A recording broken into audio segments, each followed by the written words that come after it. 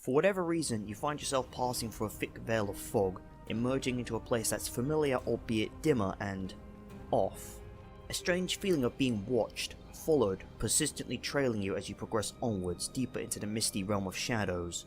Meanwhile, strange whispers fill the air in a tongue you can barely hear, but what they say is incomprehensible yet distinctly meaningful. But you don't make it far before a figure, almost human-like, catches your eye among the fog. Turning to look at it, you quickly notice something is oh so terribly wrong. The shape steps towards you, the thundering heartbeat of its being quickly loudening as it closes the distance, its horrific twisted visage rapidly becoming clearer.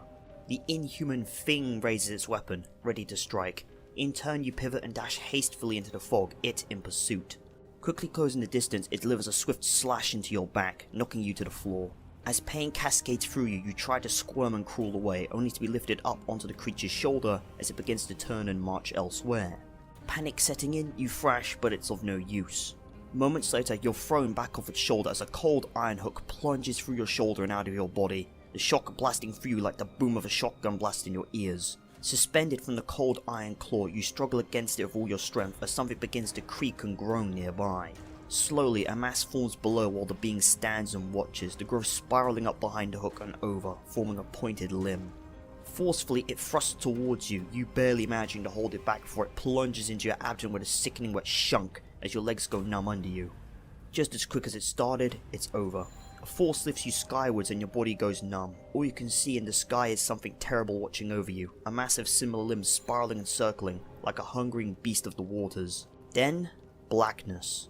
Void. Silence.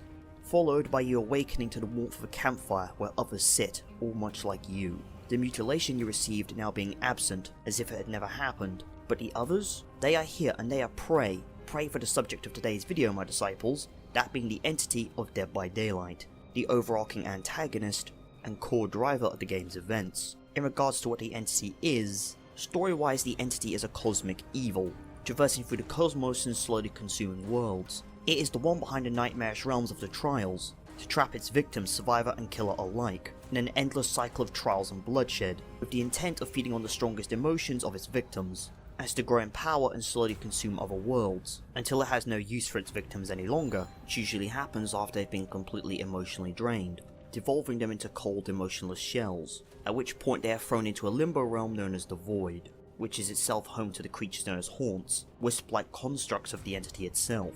Vigo canonically being the only survivor to have escaped the Void, as far as we know, with the exception of the Blight, whom is able to go to different areas of the realm that no survivor or killer can go to, albeit that was before his mutations. Anyway, in regards to how we have information on the entity, this is thanks to a side character called the Observer, whose home world was devoured by the creature, the Observer in turn being worthy of his own video, albeit as if I decide to make it. Albeit surprisingly he knows very little about it despite having studied it for so long, primarily due to its incomprehensible nature, albeit he does know all the lore on the other killers if my understanding of the lore is correct. But regardless, he's worthy of his own video, so we'll be moving on. Now to continue by elaborating on the nature of the entity and how it functions. In regards to its preferred prey and how it hunts, the entity itself is naturally drawn to worlds filled with chaos and darkness, preferring to choose worlds that have failed to understand the metaphysical relationship between their thoughts and the world they live in, feeding off their ignorance, which makes those worlds and their inhabitants easy for it to corrupt and manipulate in whichever way it sees fit. It prefers to corrupt its victims slowly, driving them towards insanity and eventually pushing them over the edge, which allows it to snatch them from their world and take them to its realm, at which point they are forced to either become killers or survivors in its trials. The most effective way that it gets a foothold in a new world is to slowly corrupt the inhabitants to a point where great atrocities are committed, typically through acts of violence, as to weaken the veil between its realm and the world it's chosen. Once the veil becomes thin enough, its realm begins to seep into the physical world of its prey, allowing it to grab its first victims, either turn them into survivors or the corrupted ones known as the killers. Killers being made to do the entity's bidding in a number of ways, either choosing to serve it willingly, being psychologically manipulated by it to serve it through its deceptions, or the killer being tortured and forced to serve it. In relation to this point, several killers serve as good examples of this, but primarily the Trapper is the best example, as the Trapper has various bits of metal and hooks stuck in his body from being tortured and possibly being a survivor in the past. A large hook embedded in his right shoulder, showing that he was likely a survivor at one point, albeit he was relentlessly tortured and forced to serve the entity. The Trapper being a good example of someone tortured and forced to serve it, Meanwhile, killers like the Trickster willingly serve the entity for their own sadistic pleasure. And you have killers like the Pig because they're delusional and think they're doing the right thing, and she was manipulated into serving Jigsaw. And then you have killers who are completely indifferent, such as the Xenomorph, which is literally an animal running on instinct, albeit it's being directed by the entity. And they have killers who serve some other force like the Demogorgon from Stranger Things or Pyramid Head, who are only really there because the entity thought they were pretty neat, albeit they still exist in a way that allows them to carry out their original purpose. But anyway, in regards to how the entity chooses a killer, it chooses them based off their killing potential in their mortal selves, before corrupting and subsequently acquiring them. However, it's possible for the entity to change its mind, as it can switch to someone else during the process, this happening with the Spirit and her father, the latter having originally been chosen to become a killer, albeit the Spirit taking his place, primarily due to the rage that flows through her blood, as she is related to another killer, the Oni, who exhibits the same bloodthirsty rage. Albeit there is a limit to the entity's power in regards to who it can grab. One killer in particular at the time of recording this, known as the Lich, due to how powerful he is, requires a mark of negotiation placed onto the back of his neck, as to stop him being too powerful in the entity's realm, as to make trials actually fair on the survivors, at least as fair as it gets considering the sadistic nature of the entity, and to prevent him from leaving. This being demonstrated by the fact that the Lich was able to prevent the entity from taking him at first, only allowing himself to be captured by it when he willingly submits to the fog in order to gain its dark secrets. This showing that there is indeed a limit to the entity's power, as both the Lich and the entity are godlike figures in their respective lore. And with that elaborated on, we'll be talking about how the entity gathers sustenance. Prey for the entity comes in the form of the survivors whom it captures, mainly regular people who stumbled into the corrupted areas and were taken by it, those taken having no memory of how it even happened, albeit once they awaken by the campfire there's no escape for them anymore. The entity in how it feeds is described as an emotion vampire, with the aforementioned sustenance coming from the form of strong emotions, such as the killer's rage and anger or the survivor's desperation, among other feelings such as hope or even affection towards other survivors, or whatever motivation or desires they have. But overall, the being feeds on strong emotion. The way the entity procures these emotions is through the never-ending trials, using the escape doors and the hatch as a means of invoking hope in the survivors, that they can find an escape from the eternal torment, which in turn fuels the killer's bloodlust in anticipation for the sacrifice, ritual in which the entity takes its prey on a hook, stabs it with one of its limbs, and pulls their soul up into its maw from which it feeds upon them, which adds to the being's ever-growing power, albeit with each passing death a piece of the survivor's soul is lost, and given eventuality all hope evaporates, the survivor gradually becoming less useful to the entity and eventually being discarded once they are a cold and motionless husk as mentioned earlier, albeit those who are mortally wounded and die during the trial or shortly after escaping are revived by the entity, also wiping their memories clean the process and relocating them back to the campfire, meaning only those who escape and make their way back to the campfire alive will remember the experience. With that, now to elaborate on the manifestations of the entity and the forms it takes. In specific situations, the entity occasionally manifests itself in the trials, through a physical form, large spider-like limbs or spikes being the most common forms it takes, all of which have a distinct black and glowing orange colour palette, spikes typically being used to block exit gates, windows or destroy pallets. Or the spider-like limbs may burst from the ground, puncturing through and killing any survivors who lingered after the endgame collapse timer runs out, or they'll proceed to grow and manifest along the hook, eventually forming a limb which stabs the hooked survivor if they don't resist, or are not saved in time, at which point after a successful sacrifice, the soul is pulled upwards and fed upon by the entity. There's also another note about its form, and that being the Blight. An entry in Virgo's journal reveals that once a year the entity was infested with a Blight, which requires the entity to purge the infection from its body, Blight manifesting in the form of cankers spawning throughout the realms, which bloom into pustule flowers, from which a mysterious nectar could be acquired and distilled into the putrid serum, which gameplay wise is an alternate currency for the in-game store, and is used to acquire the hallowed Blight cosmetics, albeit lore wise it has some interesting implications, as the putrid serum corrupts those injected with it, causing a cascade of strange mutations that increase one's physical prowess, albeit leaving them horribly disfigured. The killer, the Blight, his current state is the end product of testing it on himself.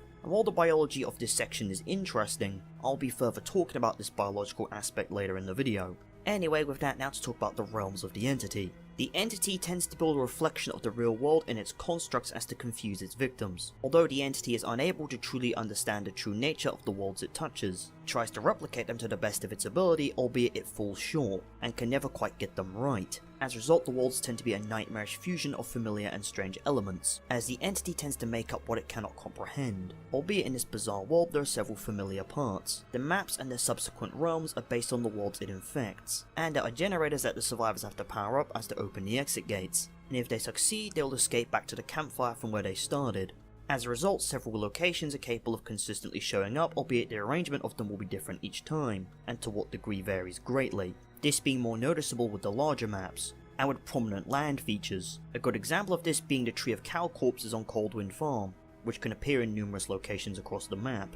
And most interestingly, the realms respond and change in accordance to the entity's consciousness and desires, and act as an expression of the entity's unconscious need for fear and terror, albeit they will shift based on its priorities. And with that, now to move on to the Blood Web, which is an interesting aspect of Dead by Daylight, as after a character reaches level 10, the entity will begin to share the Blood Web with that character. After the player acquires enough nodes from the Blood Web, a dark smoky patch will appear, and the player will have to take turns with the entity in taking notes from the Blood Web. The entity will move to another node after every purchase made by the player, and if it somehow can't take over an adjacent node, it will move to another place. Functionality wise, as far as story is considered, the Blood Web acts as an enabler for the hope of the survivors, by giving them the idea that they can purchase these items if they survive long enough, and those items can benefit them in their chance of surviving in the future, plus the survivors being unable to remember dying. They are incentivized to purchase items from the web, giving them extra hope for the entity to feed on in the long term. So in summary, function wise, the Blood Web provides survivors items to keep themselves going for longer so the entity can draw more from them. If you're not caught onto it by now, the truth is, the game was rigged from the start. Benny reference. But in all seriousness, the entity has complete control over what happens, as far as the plot and gameplay are considered. Albeit outside of gameplay, when it comes to the Observer and the Archives, they are mysteriously beyond the entity's power, even the Observer himself having no idea why, which leads me to believe that the entity leaves this area alone, as to further give hope to the survivors, and subsequently the Observer, whom it could be slowly feeding off in the long term. Albeit that's just a theory and I may be wrong. Anyway, now I want to elaborate on the aforementioned biology of the entity. While we don't know its true nature, it is theorized that the entity is some sort of plant-esque organism, which would make sense given a few things. First being the affliction being referred to as a blight, which is a type of affliction specific to plants. Second would be the flowers resulting from this blight, said blight growths also having epicormic growths, a behavior you typically see in plants, as a response to stress or damage, the growth in this case being smaller versions of the limbs found growing on the hooks, along with small spikes. In addition to this, the fluid obtained from the plant is referred to as a nectar, has to be distilled into the putrid serum, similar to the process of distilling tree sap to create things such as maple syrup, and when you additionally consider how the entity grows onto the hooks, in a manner similar to a climbing rose, it shares many similarities to earth plants, which makes me believe that the entity is some form of hyper-advanced plant, or at least chooses to take a form similarly to one. It's also worth noting the interaction between the putrid serum and human biology denotes that there must be similar biological processes going on, as whatever is forcing these cankers to grow must have a similar effect to it as human growth hormone, and it must be structurally similar enough as both seem to inspire growth, albeit these could be byproducts of a viral influence on the cell structure of the organism, which alters gene expression forcing cellular growth. In the entity this creates the blight cankers, while in humans it causes disorganized growth of cellular tissue. And in addition to this, when we consider the flowers, and the entity often being designated as a female by the developers, it is very likely that the flowers are the actual genitalia of the entity, albeit they're being forcefully expressed through viral influence rather than a natural process, which implies the entity is capable of reproducing. Therefore, more than one of these creatures likely exists. If this is the case, for all we know, the flowers could be an expression of a parasitic organism, which is trying to find a vector from which to continue spreading, albeit we can't come to a solid conclusion on the entity's biology, due to its metaphysical nature, and the subsequent lack of concrete information on its biology. With that, that's all there is to say on the biology of the entity. Now to expand upon something mentioned in the lore, that being the cult of the entity, known as the Black Veil, possibly originating from Vigo's world. The Black Veil is a secret organization in various realities, having appeared in numerous lore entries and being called many names, such as the Vac Label, the Black Serpent Society, etc. They have controlled various governments and operated as a multinational enterprise. In regards to their members and organization, they are a group composed of a variety of unseen members, so we have not much information on how their group is structured or who is in charge exactly, albeit some of the members are powerful and wealthy individuals of the world, capable of controlling the US government and the CIA, evident from bits of lore scattered in various killers, the Unknown in particular being somewhat connected to this, as it seems the military were possibly researching the venom the creature can secrete, said venom being used by the Unknown in his ranged attacks. But anyway, regarding the appearance of these cult members, the majority of them have been shown wearing long black hooded robes, members of the Black Serpent Society wearing plain kimonos with a crest of a 9-headed serpent twisted in a circular knot, as it chased its 9 tails. Albeit we do have some known members. Otto Stamper, the mentor of Herman Carter known as the Doctor, an unnamed group of soldiers that were killed by the evil-eyed monster, an unnamed woman that was possessed by the vampiric fog, an unnamed man that attacked Elodie Rakoto, who was introduced in chapter 18 of Binding of Kin, and a hooded man that mutilated Carmina Mora, known as the Artist. In regards to the lore of the cult, they have been mentioned in the backstories of various survivors and killers as well in the various tome entries, albeit it's unknown where or when the group originally started, but they have existed on numerous worlds including Terra Dark. Regarding the religion itself, while they're described as a cult, little is known in detail about their religion and beliefs, outside of them serving the entity. It is said that they believe in a kind of ancient deity that would one day guide humanity to evolve to another plane of existence. It is unknown just how much they know about the entity or what goes on in its realm. In regards to the Black Serpent Society, however, they have worshipped a black serpent made of dark mist, with the aforementioned 9 heads and tails. It being a living deity that consumed people, towns, civilizations and worlds, the Black Serpent Society believing that within the belly there was lost knowledge and power from all these consumed worlds, which would be used to usher in a golden age, composed of peace, prosperity and abundance. Albeit this black serpent could even corrupt people, turning them into demons. And if you haven't clocked what the black serpent is supposed to be, it represents the fog of the entity. This group is also known to perform human sacrifices, rituals and cruel experiments. One pair of victims in particular, Charlotte and Victor, the Shayers, also known as the twins, were made to break the neck of a bird, bleed onto roses, sleep over a damp oak branch, and have occult incantations forcefully engraved into their skulls. This ritual not being exclusive to them, as the engraved skulls were said to be part of a collection. In regards to how this cult communicates and organizes, they have been known to send encoded messages through signal stations and horror podcasts. Why podcasts, I don't know, seems like a really stupid way of going about it. But anyway, these numbers were used to communicate with each other and other members, and some correspond to locations of overlaps within the realm of the entity, one particular code being tied to Jonah's birthday, Jonah being a survivor introduced in chapter 22, along the coordinates and time of when he'd be taken by the entity. In addition to this, another code led Sean Dint and his friends into being attacked by the Oni at an abandoned asylum. And lastly, with that, now we could talk about speculation on the cult. Do keep in mind, a lot of the stuff we talked about this cult is pretty much unconfirmed and potentially false, albeit it is alluded to through the tomes, and while they're not solidly confirmed, they are pretty heavily implied, as most people in the community have come to these conclusions as well. But there's another speculation that the Plague is the origin of the Black Veil, Plague being named Adiris. This is because they're both two different religious groups that ultimately worship the entity, and due to there being no information about what happened to the Babylon religion after Idris was taken, it's also theorized that the 9 monks who taught Talbot Grimes about the soul chemical are connected to or part of the Black Veil, as they have knowledge of things that only those following it would have. Which also makes sense when you consider that both have an interest in alternate realities and similar dressing styles, and the belief that if you die with the right vibration or emotions, a dragon will come and take you away to an alternate reality, which is very similar to how the entity collects survivors and killers. And interestingly enough, they financed the Descent Beyond film, which starred Nicolas Cage and led to his disappearance into the fog canonically. I also find it pretty interesting that Descend Beyond is a phrase used in the Blight's DLC trailer. Specifically, that's what his chapter was called. So in a way it directly ties back to the lore. But anyway, with that, that's all there really is to say about the Black Veil. I'd recommend you take this section of the video with a decent bit of salt, as lore changes in the future could either prove or disprove this information. Also for consideration, I'm recording this on the 11th of December 2024, slightly less than a whole year before this video's release, as I'm preparing content for the year ahead. Actually, with that consideration in mind, there is a good chance the information I'm presenting you in this video may be outdated, or incorrect as the lore may have changed, especially given the difference in time between the recording time and the release of this video. In fact, just as I'm recording this, a new chapter was released. A new killer was added who has the ability to control a dog, if I'm understanding this correctly. So I'm not sure of the lifespan of this video or if it'll be any good when it drops, albeit regardless I do hope it was at least thoroughly entertaining. If this video ever does become outdated and the lore is incorrect, do at least comment so I can in the future possibly make a rectified version.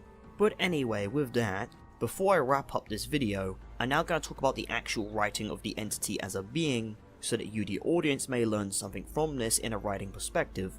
Functionality wise, as far as the plot is concerned, the entity functions as the core plot device driving the game's events, and simultaneously the primary antagonist. Albeit while it's a being mostly beyond human comprehension, it still follows distinct patterns we can comprehend, something noticeably similar to the writings of H.P. Lovecraft.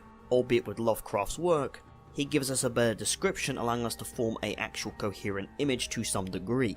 In my mind, if H.P. Lovecraft was to create the entity as a concept, instead of just having limbs and spikes, we would have some main iconic form that the creature represents itself with, similar to how H.P. Lovecraft was able to create the Shoggoth and beings like Cthulhu through a simple yet effective description, while maintaining an otherworldly nature to their designs. And while this is not the fairest comparison to make, it is one worth noting, as a simple difference in writing style can completely change how a character or being is represented, and subsequently how much mystery surrounds them. In addition to this, I compare these both because function plot-wise, the entity from Dead by Daylight and H.P. Lovecraft's Cthulhu are both the driving forces in their respective narratives, the same applying to H.P. Lovecraft's other Elder Gods, while simultaneously functioning as the primary antagonists. Albeit moving on from the Lovecraft comparisons, my only complaint with Dead by Daylight's writing is simply just how difficult it is to navigate.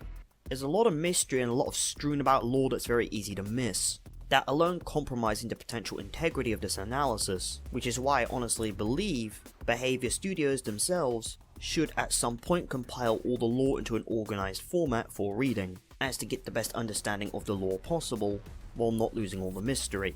I've also skipped out the casting of Frank Stone for this video, as while the entity is an antagonist within it, and it shows us how it chooses killers and how they operate, going over it would just be repeating points that have already been covered. So with that brings an end to the writing section, and in addition to that, the end of this video. I generally hope you enjoyed this longer analysis. I've spent multiple hours recording this, assembling individual piece by piece audio clips to make sure it's as high quality as possible. And yeah, outside of that, happy Halloween, I hope you enjoy October. See you around, goodbye.